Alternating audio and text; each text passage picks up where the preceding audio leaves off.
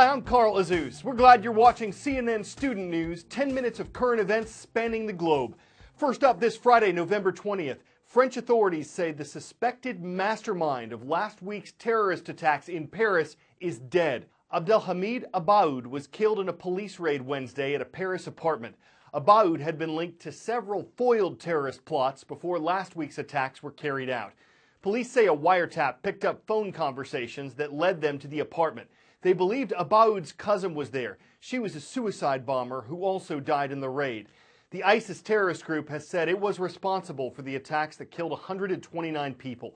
Since then, it's threatened other cities around the world, and security's been increased in many places. President Obama, who's been criticized for his strategy in dealing with ISIS, says defeating the terrorists is going to be a multi-year task, and that one thing that'll be necessary is a political settlement to the civil war in Syria. The instability there has helped ISIS seize power in large parts of the country. ISIS's organization has not only helped it raise or steal millions of dollars, as we reported earlier this week, it's also contributed to the network's strong grip on the areas it controls. ISIS sees itself as a state, a government. Its ambition to be an Islamic caliphate that claims sovereignty over the world's Muslim community. So how does ISIS govern the territory it controls? Who picks up the garbage, runs schools, and patrols the traffic? Well, this is an area larger than many countries, and ISIS has divided the territory into wilayats, or provinces, each of which has a governor. Several new provinces have been created, virtually erasing the Syria-Iraq border. At the top of the government is Abu Bakr al-Baghdadi, the self-declared caliph of ISIS. He has a sort of cabinet, the Shura Council, and beneath that, about 10 ministries or councils that maintain everything from health, education, and religious rulings to transportation and even environmental policy. Despite its medieval sense of justice, in many ways, ISIS runs a surprisingly modern bureaucracy, according to terror analysts. The health department has fully operational hospitals, complete with maternity wards. Babies are delivered daily, registered and issued with official ISIS birth certificates. It also runs a vaccination campaign with health workers on motorcycles delivering polio vaccine drops and shots to protect against measles, mumps, and rubella. It also has a court system that runs its strict interpretation of Sharia, or Islamic law. Theft, for example, is punishable by chopping off a hand, but it also handles everything from traffic violations to rental disputes. The education department runs several schools and even the university in Mosul. Girls receive an education, though segregated from boys, and the curriculum is severely limited. No art, music, or theater, no physical education or philosophy, just reading, writing, math, and of course, religion, according to ISIS. Any teacher hoping to work must undergo ISIS official Sharia training. In many places, ISIS has simply taken over the civil infrastructure already in place. Particularly in war-torn Syria, ISIS hopes to prove it is bringing order to chaos, however violent its rule. The U.S. Congress is debating whether more Syrian and Iraqi refugees should be allowed into America. The Obama administration plans to accept an additional 10,000 Syrian refugees next year.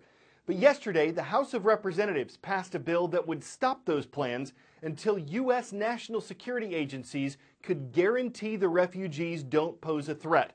This week, France's prime minister said that some of the Paris terrorists took advantage of the European refugee crisis to slip into France. Many Americans are concerned the same thing could happen in the U.S. The government says its current screening process would prevent that. President Obama has threatened to veto any legislation that would stop his plans to admit additional refugees. But 47 Democrats joined 242 Republicans in voting for the House bill. That means the House could potentially override a presidential veto. The bill goes to the U.S. Senate next. Some Senate Democrats say they'll try to block it and effectively keep the White House's plans in place.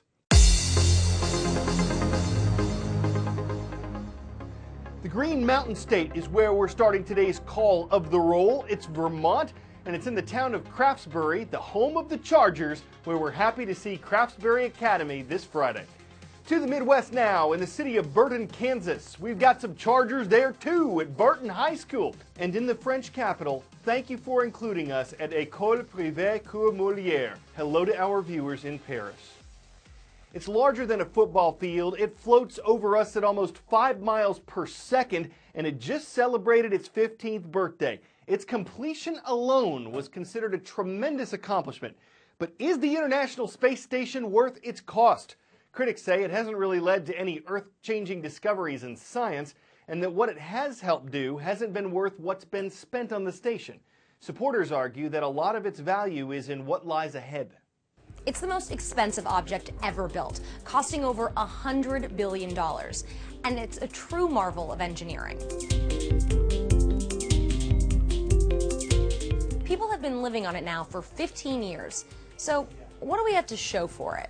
First of all, we have the station itself. Astronauts helped put the floating laboratory together 250 miles above Earth, and it was a monumental task, seeing as it weighs in at nearly 1 million pounds and has the same livable space as a 6-bedroom house. And Bob Cabana literally turned the lights on. We actually opened the doors to the space station, powered up the computers, and turned on the lights for the first time. And that was a pretty amazing mission. I will never forget that. It took over 40 rocket launches to build this thing. The first piece was sent up in 1998, but it wasn't deemed complete until 2011. It's been occupied since 2000. The International Space Station, it's an international cooperative effort. And I think this is the way that when we leave planet Earth, when we go exploring, it's set the model for how we're going to explore beyond planet Earth. We've got the United States, Russia, Canada, Japan, the European Space Agency, and all its partners, and we are working together up there. There's 6 astronauts up there right now. We are working together as one team. Congress declared the U.S. portion of ISS a national laboratory. Crew members spend about 35 hours per week conducting research, which has led to a critical understanding of how the human body reacts to a microgravity environment, and has also helped in the development of vaccines against pathogens like salmonella, and developing drugs to combat osteoporosis. But the overarching goal of the station is much greater.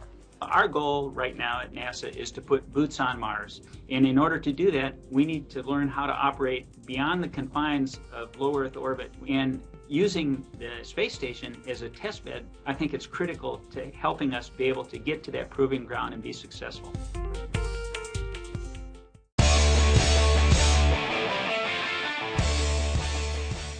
Before we go, a driverless car gets busted, but not for speeding. A Google autonomous vehicle was recently pulled over because it was going too slowly. It was doing 24 in a 35, holding up the traffic behind it.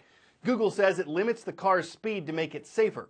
The police officer spoke to the vehicle's passenger, but because there was no driver to punish, Google says its record of going millions of driverless miles without a ticket still stands.